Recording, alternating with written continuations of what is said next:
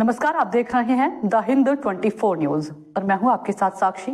आइए नजर डालते हैं आज की बड़ी खबरों की ओर। हाल ही में हुए गंभीर पुल हादसे को ध्यान में रखते हुए बनासकांठा जिला कलेक्टर श्री मिहिर पटेल ने एहतियात के तौर पर जिले में अलग अलग टीमों का गठन किया है और विभिन्न पुलों का निरीक्षण और सुरक्षा ऑडिट किया है। सभी पुलों का सुरक्षा ऑडिट अगले 1 महीने में पूरा कर लिया जाएगा और रिपोर्ट सरकार को सौंपी जाएगी।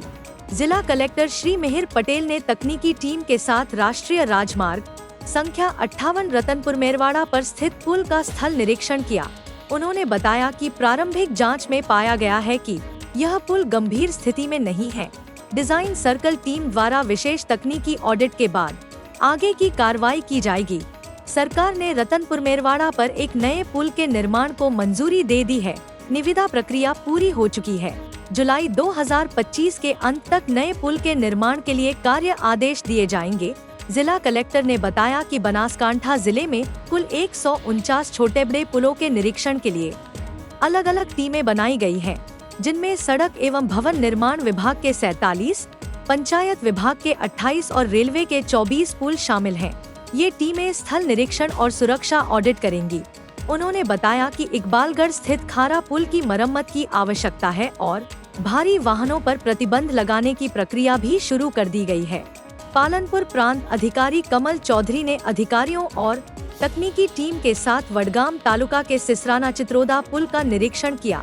उल्लेखनीय है कि कल जिला कलेक्टर ने राष्ट्रीय राजमार्ग प्राधिकरण, सड़क एवं भवन निर्माण विभाग, राज्य एवं पंचायत विभाग को जिले के सभी पुलों, नालों और ओवरपासों का तत्काल संरचनात्मक सुरक्षा ऑडिट कराने के आदेश दिए थे।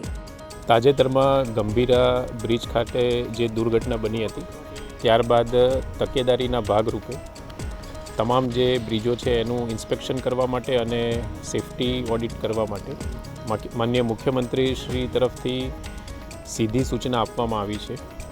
તે અન્વયે બનાસકાંઠા જિલ્લામાં આરએનબી સ્ટેટ વિભાગના અંદાજિત 47, પંચાયત વિભાગના 28, રેલવેના 24 મળી અને સમગ્ર જિલ્લામાં કુલ 149 જેટલા બ્રિજ, માઇનોર અને મેજર બ્રિજ આવેલા છે। આ તમામ બ્રિજમાં તાત્કાલિક ધોરણે ટીમની રચના કરી સેફટી ઓડિટ માટેની પ્રક્રિયા ચાલુ કરવામાં આવી છે।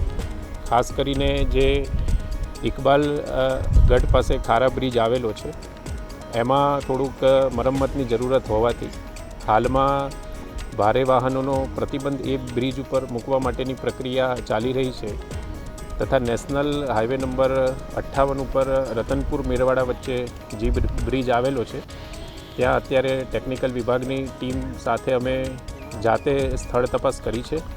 હાલમાં આ બ્રિજ ક્રિટિકલ કન્ડિશનમાં નથી એવું પ્રાથમિક દ્રષ્ટિએ જણાઈ આવે છે। આમ છતાં ડિઝાઇન સર્કલની ટીમ દ્વારા વિશેષ ટેકનિકલ ઓડિટ કર્યા બાદ આ વિશે આગળની કાર્યવાહી કરવામાં આવશે અને તમામે તમામ જે 149 બ્રિજ છે તેનો સેફટી ઓડિટનો રિપોર્ટ સત્વરે રિપોર્ટ સત્વરે સબમિટ થાય તે માટેના તમામ પ્રયત્નો કરવામાં આવી રહ્યા છે।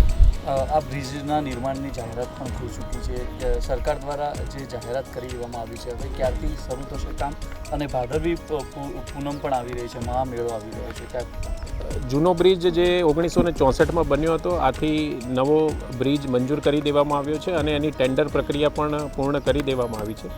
બનતા સુધી આ જે જુલાઈ મહિનાના અંત સુધીમાં નવા બ્રિજ માટેનો જે વર્ક ઓર્ડર છે એ પણ આપી દેવામાં આવશે।